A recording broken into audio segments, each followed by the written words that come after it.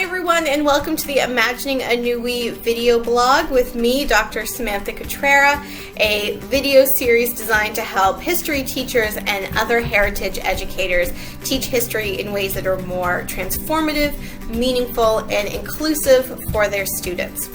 Today we're going to be talking about the 3 C's that I see bring greater meaningful opportunities into your classroom, and these are connection, complexity, and care.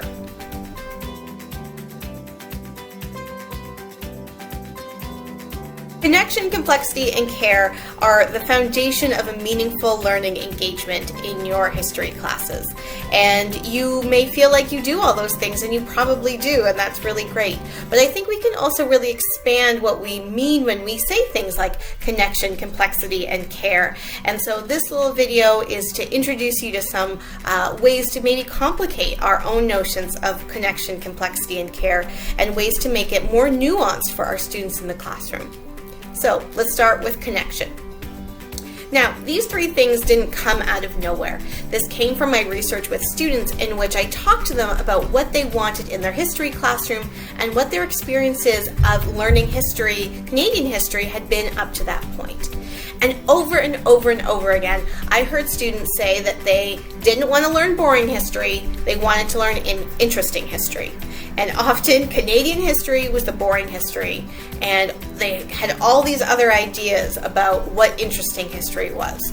Were there pirates? What was a woman's mentality like back in the 1950s?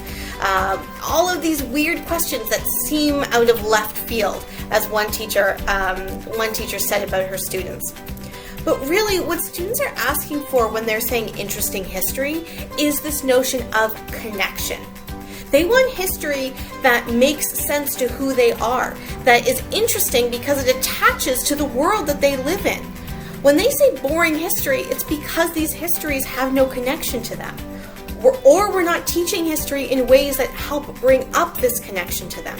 So while it might seem so one-dimensional for students to say, I don't want to learn boring history, what they're really asking for is history that has greater connection to their lives. And these questions that often seem like they're in left field are actually little clues to say what type of things interest them. And we can bring these interests into the classroom in ways that help solidify their history learning rather than detract from it. So I'll give you an example, although this is not a Canadian history example. I worked with a student in a classroom where the focus was on the French Revolution. And we were doing a concept map about the French Revolution, and she was just really disengaged, and she didn't really care, and she wasn't feeling it. And so I made conversation, and I was like, what did you do last night? And she said that she went to a heavy metal concert. And I was like, oh, well, can you connect the heavy metal concert to anything on this concept map related to the French Revolution? And she just woke up, literally. And she's like, yeah, I can connect it to riots because, there's this groundswell of emotion, and I can connect it to this notion of anger and all of these other really interesting connections that I didn't know, I wouldn't have been able to make because I don't know anything about heavy metal concerts, if you couldn't tell.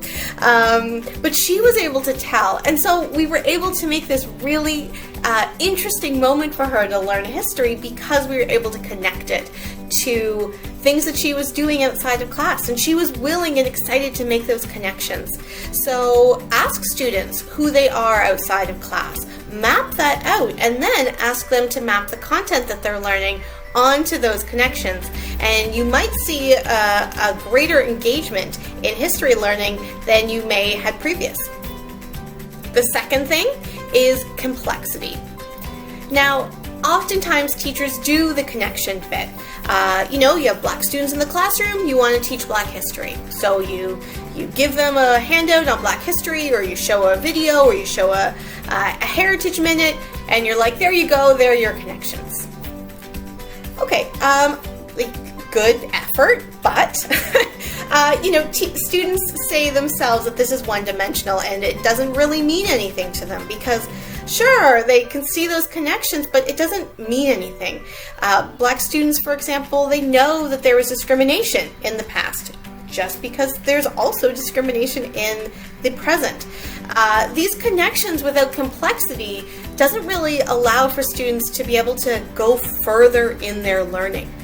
So the second notion of complexity is to go deeper with stories, to counter a traditional narrative of Canadian history, to say, okay, sure, there were racist policies in the past. Let's talk about those racist policies and look at how they have ramifications on the present. Or here is a history that's in your textbook that seems fairly, one-dimensional. It's in your textbook. Here's one primary source that could challenge that. Let's talk about the complexities in that challenge. Sometimes I bring in complexity just by bringing in primary sources with images from the past that we don't normally associate with our understanding of the historic spaces in the past. And if you click the link below after the video, you'll be taken to another video, a webinar that I did for Canada's history about using primary sources as a form of social justice. So don't just bring in connection, bring in greater complexity. And it's okay if you don't know. That's what's so great about many of the curricular revisions that focus on inquiry, for example, that there is room to be able to ask students to go and look for things themselves. All right, this is what the textbook says. Let's take it a couple steps deeper. This notion of complexity, both in the stories that they tell, but also how they can engage in the past, is a key element for students to learn history meaningfully. And the third is care. Now, none of you would say that you don't care about your students, and I certainly don't want to say that you don't care about your students. Teachers are super heroes in how many ways that they enact care for their students and have to think about their students in ways that let those students show that they care. But sometimes we can get so entrenched in who we are as a teacher and who students are and the ways that we perceive them and their lives outside the classroom that maybe sometimes our enactment of care can be kind of limiting to what students actually need from us. I worked with students who were very clear when teachers, as one student said, would just stand at the top of the classroom and not let other people speak because they were the teacher, they had the degree, and they were the ones that are going to be imparting information to the students. And students really rebelled against that. I had other students that talked about this frustration with textbook work and worksheet work that they're like, how do you learn like this? You're the teacher, help me learn this. So the student would bring homework back in the next day that wasn't completed, and the teacher would interpret that as the student not caring. But really it was a call for a need for greater care from the teacher themselves. And we get so busy. I'm an educator myself, and I know that sometimes it is difficult to be able to switch our minds to be like, what is the student really telling me with this behavior that seems like bad or misbehavior, like talking in class or not bringing in work or asking questions in class that seem defensive or obstructionist. And often those times it's just really a call for more care, for a different care from their teachers. That I think that we can really, if we have time to sit and think about, we can maybe enact a different version of care for our students. For example, often we say we care about our students because we care about student success and we want our students to get very, very high grades. And the fact is that notion of student success and high grades and testing and assignments that can really leave a lot of students behind that want to or need to learn the material in different ways.